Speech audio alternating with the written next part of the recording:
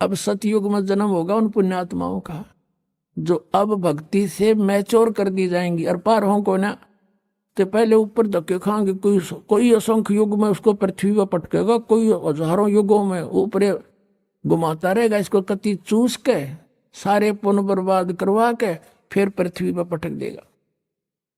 और पृथ्वी पर फिर इसके पिछले पद होंगे तो सतयुग में जन्म देना पड़ेगा इसको। उस समय सतयुग में कैसा माहौल होगा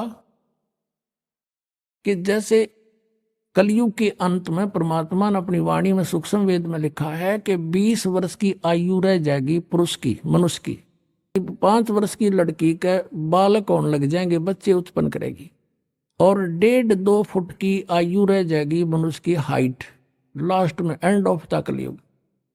और सभी प्राणी बेल खोद कर आ करेंगे, मैल मूल नहीं बढ़ाओगे, भूकंप झटके तूफान इतनी जबरदस्त आया करेंगे को 2-3 फुट का भी स्ट्रक्चर बनाकर नहीं रह सकता, इतनी पीड़ा होगी इनको। उस समय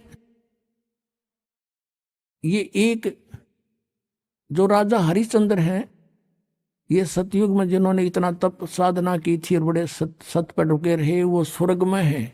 उनको फिर 10वां अवतार बना के भेजेगा युकाल, उसके कर्म बिगड़वाण ने। उसकी बहुत लंबी तलवार होगी और उसका कद सबसे तगड़ा होगा, 7-8 फुट का होगा। और फिर सबको वो काटेगा जैसे परशुराम नक्षत्री काटे थे, क्योंकि वो तो ये मानने को नहीं, यहाँ का इलाज लास्ट में यही है इसके पास, सबको कत्लेआम करेगा, खत्म कर देगा। उस समय थोड़ी बहुत भी आस्था जिसकी मालिक में होगी उसने छोड़ देगा, जरा सी भी कोई थोड़ा सा भी डरने वाला।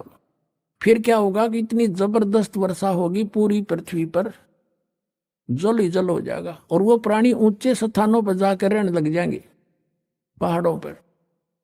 और जैसे परमात्मा लिखा है कि 3 हाथ अंश खींच लेत कलयुग धरती का, और उगय कोई ना बीज हाल कह दो पृथ्वी का। लास्ट के कलयुग के अंत में 3.5 हाथ का अर्थ है 3.5 फुट तक नीचे तक उपजाऊ अंश खत्म हो जाएगा पृथ्वी का।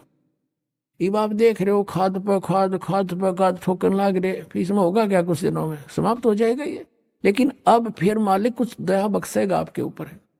अब यूं हजारों वर्षों तक सतयुग जैसा माहौल होगा और समय पर वर्षा होया करेगी और थोड़े में गुजारा होगा। अब हम पृथ्वी ने न्यू पाड़न लग रहे हैं, कोठी बनावांगे, बंगले बनावांगे, न्यू करांगे, कार खरीदांगे, 1 किलो 20-20 खाद डाल दें, फिर हम खाने जोगे पैदा करेंगे दाने, घड़ी बकवाद नहीं बहावेगी, या फिर स्थिति ठीक होगी, बाग बगीचे लगेंगे, सुंदर माहौल बनेगा, देख लेना यहाँ पर फिर ऐसा ही बनेगा।